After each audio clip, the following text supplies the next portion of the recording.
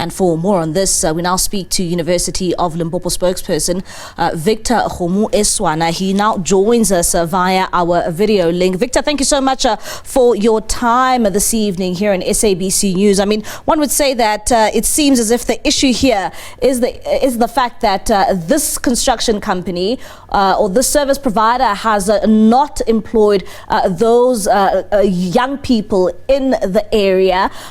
Do we know why the community here seems to be up in arms, even though this company can really hire whoever it deems fit to do the job? Good evening, Bali. The issue is not what Councillor Mothiba is saying. The issue is that he would like to control what a private company does, especially not when it comes to hiring staff, because there are lots of people in that company that are from Mankweng, including those recommended by Councillor Mothiba. So that's not true. The issue is he insists on deciding on behalf of the company who their community liaison officer should be. Now, if you look at the legislation regarding community liaison officers in construction projects, the service provider, the contractor, is obliged to appoint somebody who's qualified to run its stakeholder relations with the communities affected by the construction. And that is not the decision that Councillor Mothiba can make, and that's where the gridlock is. The other thing that he is being economical about is that he is one of the 13 ward councillors in the Mankweng cluster and what is called the Ga-Dikgale cluster.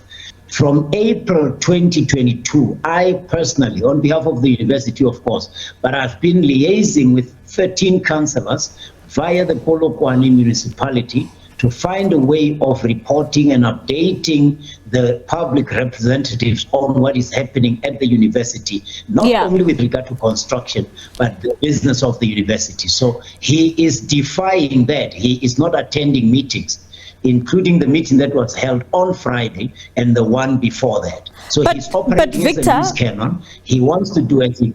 But Victor, one would also ask, I mean, with a very high unemployment rate we have in this country, if there's some sort of construction and work opportunities for young people in Mankweng, should they not be prioritized? But that's the point, Mbali. You keep doing exactly what I'm asking you not to do. The people who are working for the company are from Mankweng. Of course, you have to understand that when the kind of project, 3,500 beds in the building, that the library building that you're showing, this requires CIDB 9 construction company. And that means you are going to have engineers, you're going to have site managers, you're going to have all kinds of qualified people that have to be hired.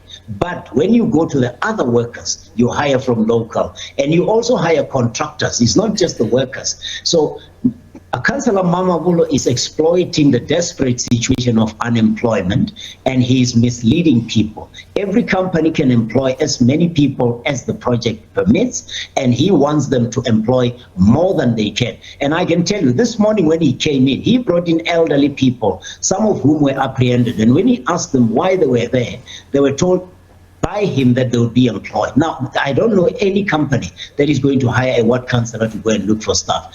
As I speak to you, the bulk of the people working at the university, not only with this contractor, are from Mankweng. Unfortunately, unemployment in South Africa is very high. Companies cannot solve it, and definitely the university cannot solve the unemployment problem of the South African economy. And we do understand that, of course, some of these jobs do require the necessary expertise, but one would also ask to put on the record and to ease the residents of Mankweng, do we know exactly how many people from Mankweng have actually been hired to be part of the construction of these residences?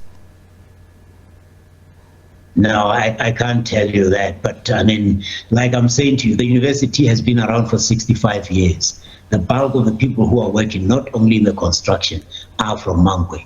Mankweng is 20 times the size it was 30 years ago because of the university. So I can't give you the numbers because that's a private contractor, but I can assure you that Councillor Mothiba himself has accounted for lots of people being employed by Thor Construction, the very company he's now criticizing because they refuse to be dictated to as to who their community liaison officer should be. And when it comes to these sentiments being expressed to the community, and I know that you squarely laying this on the councillor, but of course we did see people protesting there today. And was such information ever communicated to the people of Mankweng?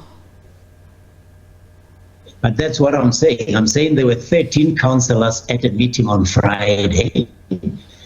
And it was not the first meeting. These meetings have been hosted by myself on the premises of the university with the sole purpose of updating the councillors so they can go and give represent their constituencies the information. Councillor Pete Mamabolo has not attended the last 3 meetings of the same forum, including the one that was held on campus last week on Friday. And we do know that currently at the moment the University of Limpopo is indeed holding their examinations. Can you say that examinations went ahead without any glitches? Will you be deploying further security to ensure that students who are attending those examinations, that process is not disrupted? The students are core business of the university. They were not disrupted. Exams are continuing. And anybody who has any grievance has to find a better way of expressing them because the university won't allow the core business to be halted because of construction projects. And what is the way forward for the community of Mankweng, who have also raised these concerns? And clearly it seems as if maybe there has been, a break in transmission when it comes to the communication to the actual residents. What do you have to say to those residents to assure them that, of course, members of the community are actually also being prioritized and the company should be allowed to do its job? It's not the community of Mankweng, it's Councillor Pete Mothiba. There are 12 other councillors who are very up to date with what is happening and they are updating their community members. This is Councillor Mothiba on his own, whipping up emotions, toying with the emotions of the people who are unemployed, promising them things that he cannot deliver when he has already been given way too much leeway to influence what the company does. All right. Thank you so much, Victor. That's Victor Kgomoeswana. He is the spokesperson for the University of Limpopo, squarely laying this on Councillor Mothiba, saying that, of course, this has nothing to do with residents and it has nothing to do with work opportunities for residents, and also saying there, also implying that basically the councillor is using some of the residents in Mankweng. It would be very interesting also to get some sort of reaction there when it comes to that councillor, specifically when hearing what the University of Limpopo has to say about that protest that took place today.